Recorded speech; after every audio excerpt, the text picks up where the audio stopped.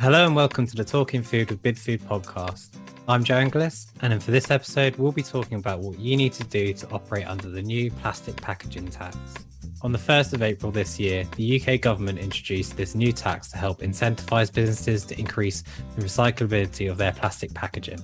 The hope is that it will create a greater demand for recycled plastics so that these plastics avoid going into landfills or incineration. However, its implementation has created quite a bit of confusion for customers. There is uncertainty when it comes to where responsibility lies within the supply chain and whether companies need to register.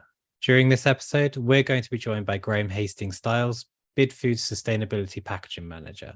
He'll be giving more insight into the plastic packaging tax, such as how it's affecting the supply chain and what Bid Food are doing to reduce their plastic usage. But first of all, I'm happy to be joined by Christiana Lawson, our PR and External Communications Executive for Bid Food, who'll be supporting me on this subject. Hi, Christiana, and thank you for joining us for the first time. Hello, Joe. Thank you for having me. So, Christiana, can you tell us a little bit about your role at Bid Food, please? Yes, so I'm a PR and External Communications Exec.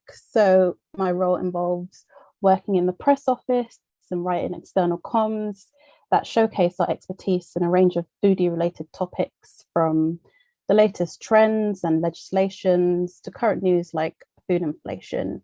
And it also involves working on some very exciting campaigns throughout the year. And one of those campaigns is this campaign you've been leading the communications on, haven't you? Yes, so I've been working on this since February or so, before the legislation came into effect. That's great, thank you. So without further delay, let's get talking about today's subject.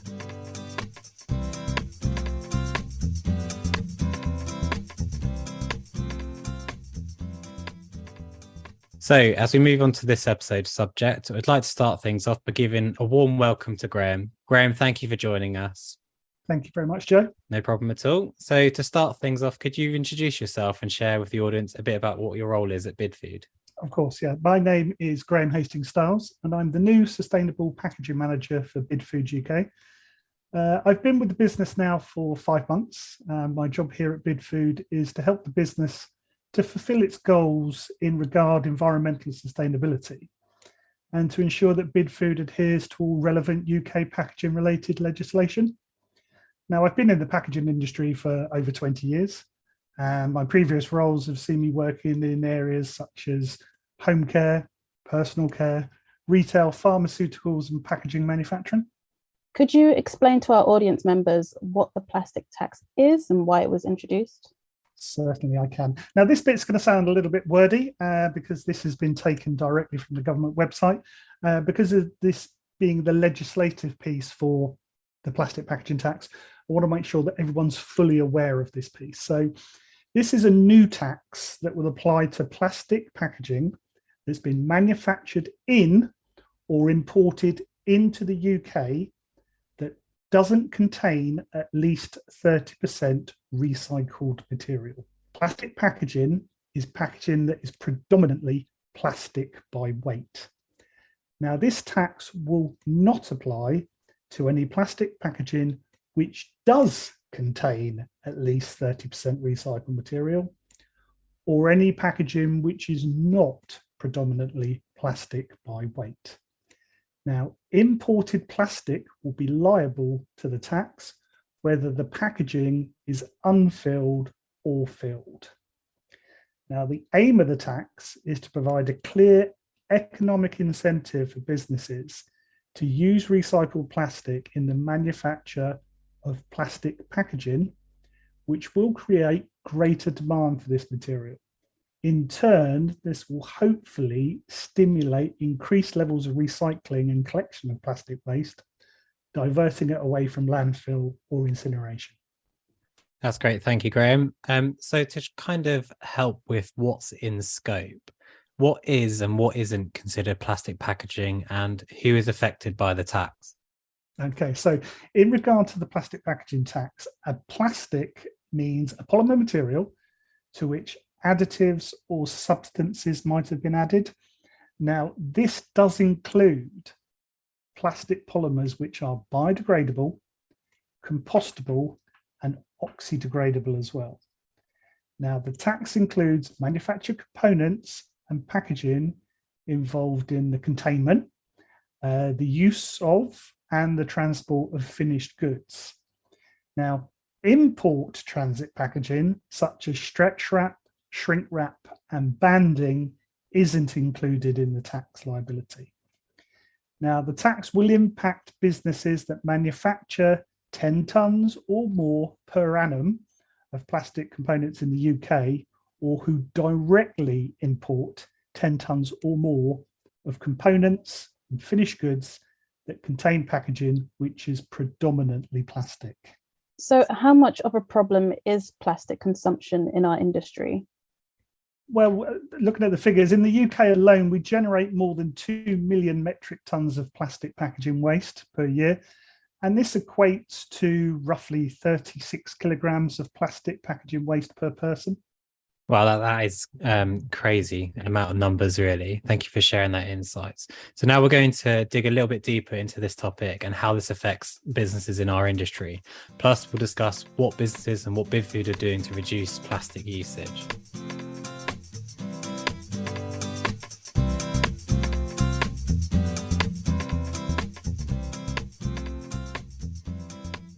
Welcome back to the podcast. So, Graham, how has the plastic packaging tax affected the supply chain, and what is your opinion on the wider industry adjusting to this change? Well, we're now having to acquire detailed data from our suppliers in regard to specifications and packaging weight, which may not have been available before, in addition to ensuring that our suppliers are keeping very detailed records of what they've sent us for possible HMRC auditing purposes. Now, we've also seen large increases in the cost of material containing 30% or more recycled content. And we've also seen a big surge in demand for that material. Now, this has been leading to extended lead times and supply issues, as some of the larger food and drinks manufacturers have pre-bought large amounts of material stock, impacting the ability of the smaller manufacturers to source the necessary materials for production. Now, those businesses that have been looking at this tax now for the last couple of years are well placed in terms of data collection, payment mechanisms, and exempt material forecasting. Now, those businesses which have placed this lower in their priority list are now struggling to achieve the necessary levels of required data and supplier buy-in to ensure compliance. Do you believe this legislation has caused any confusion or misunderstanding amongst suppliers and customers? Most definitely. Whereas most, if not all, UK-based plastic component manufacturers are fully aware of the plastic tax, many non-UK suppliers and importers are not, and they will need to be educated by their UK customers to ensure that they register for and pay the tax. Now, most customers are aware of the tax, but still have confusion around their part in the taxation scheme. Some believe they're directly liable for paying the tax, which they're not unless they purchase and import directly from non-UK suppliers. And some customers believe they need to collect large amounts of evidence from their suppliers, such as ourselves. So has there been any challenges since legislation was introduced at all? Definitely. As with any new piece of legislation, there'll be a transition period and the challenges associated with it. Non-UK suppliers may not be aware of the changes and need to be educated, which we've mentioned before, and packaging component data needs to be correct and up to date. The residual effects of the pandemic, along with the war in Ukraine and the subsequent cost of oil, has pushed plastic costs to all-time highs, especially for recycled plastic feedstock. Now, along with the upturn in demand from the new tax and customer demands for change, plastic containing 30% or more PCR has become a premium product and is priced accordingly. Now, moving away from plastic due to the difficulty in obtaining tax-exempt material has led strains being placed onto other supply chains of alternative materials such as board and plant-based packaging. So, despite any potential drawbacks there might be, what are the benefits to this law? Well, by encouraging the move away from using virgin plastics in packaging, the tax will almost certainly reduce the amount of plastic polluting the ocean, sent to landfill or burnt. I mean, the tax will also conserve valuable resources by encouraging businesses to use more sustainable materials when packaging their products. Now, furthermore, the tax creates a larger market for recycled plastic, as plastic packaging containing at least 30% recycled material will be exempt from the tax. This gives businesses and consumers financial motivation to collect and recycle packaging instead of throwing it away. And the fact that the carbon footprint of recycled plastic can be up to 4 times lower than that of virgin plastic, this clearly demonstrates that an increased usage of recycled material would hold great benefits for the environment. Additionally, the tax could represent a milestone on the road to a circular economy by encouraging manufacturers to design products with reuse and sustainability in mind. It's really great to see that there are some really good positives that could come out of this. However, one of the challenges our industry faces is measuring the recyclability of their plastic. What measures can be done to support businesses to do this? Well, the industry has recognised the need for good data in regard to packaging, and there is now software available that will help you track your environmental impact, such as your carbon footprint, etc. There are providers such as Benchmark Consulting who have the necessary tools available to help you with those calculations. Now, businesses need to work towards plastic components if they can't go plastic free that are single polymer plastics, so i.e. they're all PE, polyethylene, or all PET, and try to move away from mixed polymer plastics that can't be separated. They need to work with their suppliers to ensure correct and up-to-date product information, which will allow them to target problematic components and instigate change. And now all Bid Foods own brand products carry the on-pack recycling logos, which will help you separate any plastic packaging into its respective waste streams. We've spoken widely about the industry so far, but what are Bid Food doing specifically to reduce their plastic usage? Well, Bid Food started a program of actively reducing its plastic content in own brand products a few years ago. The pandemic did slow down that program of change, but now that we seem to be coming out the other side of that, Bid Food is now reinstating that initiative. Now, as part of that work, Bid Food offers alternative materials such as vegware, which is a plant-based packaging, and we're also actively working with our buying teams to reduce the amount of plastic we use within our depots and on deliveries to our customers. So, Graham, is there any other initiatives that Bid Food are doing or supporting on to help customers along their path for a more sustainable future?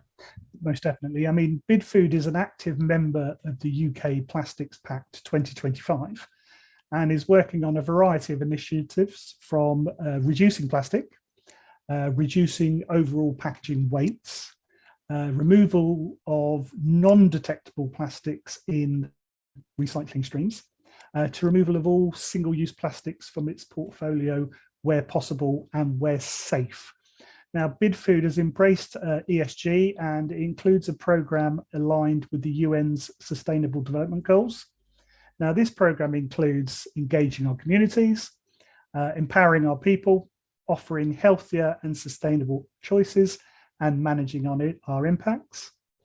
Now, in addition, the Scottish Deposit Return Scheme, DRS, will go live in August 2023, and Bid Food is actively working with Zero Waste Scotland to ensure that we're ready to participate. The other devolved nations are still in consultation around DRS, and further details will be circulated where available. Apart from DRS, the next big legislative change will happen in 2024 when the UK embraces PEPR, or Packaging Extended Producer Responsibility, which is an evolution of the current Packaging Recovery Note Scheme. PEPR has been estimated to generate nearly £2 billion, which will fund the collection of packaging waste in the UK. As with the DRS, we will circulate further details as and when the scheme mechanisms are finalised. One of the big questions customers will ask will be around alternative packaging solutions that we have on offer. So does Bid Food have anything in their range to support on this? Well, as well as the strides that Bid Food has been making in the sustainability credentials of its own brand food packaging, we have a huge range of alternative materials available for non-food items, such as PLA compostable pots and cups, recyclable cups, Bagasse, which is plant-based packaging on food to go and tableware. Craft paper, takeaway containers, wooden cutlery. Single polymer PP pots and lids to make recycling easier. Wheat fiber-based food boxes and tableware, and also NatureFlex, which are compostable clear food bags. Now, we're currently tracking the recyclability of all of our packaging, and we're pleased to say that we are at over 97% recyclable for all packaging and over 83% recyclable for our plastics. Now, with so many of our customers are constantly coming out with new sustainability strategies all the time. As part of their strategies, how high up on the agenda should reducing plastic usage be? The primary concern for any business with its packaging usage, regardless of material, should be ensuring that its packaging is fit for purpose. It's all too easy to see the new thing on the market and look to transition straight away when your customers are demanding change. Now, step back and evaluate each solution beforehand, ensuring that its claims stack up and you won't be changing again in the short term as you've overestimated the potential environmental savings. Run smaller trials on innovative solutions to establish its credentials, and then expand those trials to encompass more products once the initial benefits are known. Sometimes it's easier and more environmentally sound to look at simple solutions, such as packaging weights, etc., to reduce your impact than to throw yourself behind an unproven solution with a slick sales pitch. And do you have any further advice, Graham, for businesses to ensure they're on top of their plastic usage? Definitely. There's 6 steps which businesses can follow to reduce their plastic usage. Now, step 1 is eliminate all unnecessary single-use plastics. Then be transparent about your plastics use so you understand where you stand and what you need to change. Make a pact, such as joining the Plastics Pact, and publish it. If your customers know you're tackling your plastic usage, they'll probably join you in the journey. Demand sustainable options from your suppliers, but remember, one size doesn't always fit all. And you'll need a portfolio of solutions in place to help transition your business to truly sustainable. Options could include refillables, reusable plastics, and redesigning your products to move to paper-based packaging, for example. Join the circular economy. A shift to a circular plastics economy can reduce the negative impact of plastic waste and provide economic and societal benefits. Thinking like this, your business can consider its plastic waste as a resource and look for ways to reuse it internally or as a raw material for other sectors. And also look at ways to improve your recycling. Talk to your waste stream providers to understand the options you have. Are there any official sites or bodies that businesses can go to for extra help? You can visit BidFood's website for links to organisations which can offer help and advice such as gov.uk. Now, for that, you'll get all the details around the plastic tax and the PEPR. British Plastics Federation for further details around plastics recycling. And now there's other websites that can be really useful and give good insights as well. WRAP is one of those, which includes the UK Plastics Pact 2025. OPRL for details around the on-pack recycling logos. InkPen, which is the Industry Council for Packaging and the Environment. And finally, the Ellen MacArthur Foundation for all things circular economy. It does seem like there will eventually be a single-use plastics ban in the UK. What is BidFood doing to prepare for the single-use plastic ban? Well, BidFood has been working with its suppliers to transition its single-use plastic components to non-plastic alternatives.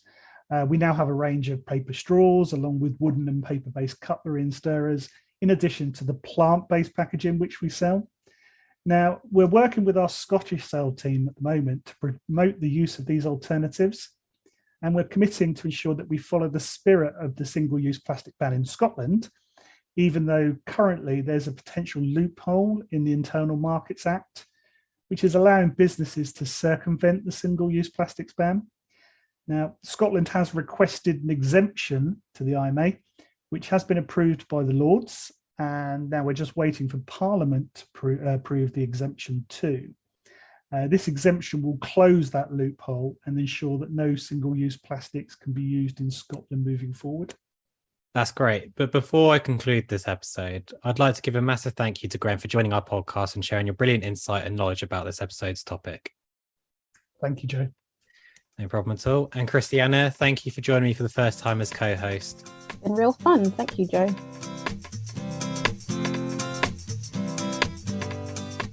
As you've heard, a lot is being done to reduce plastic usage to benefit the environment. Companies will have to think differently when it comes to the supply chain and the manufacturing and usage of plastic. Although there are obviously inconveniences in implementing this, it provides a small step in the hope of a truly greener, sustainable future. If you're keen to learn more, you can find links to what we've discussed in the show notes. We've also included links to all the resources we've created to support our customers with this new tax. If you've enjoyed this episode, please make sure you follow our series so you can be the first to hear our latest episodes. Thank you for listening, and until next time, goodbye.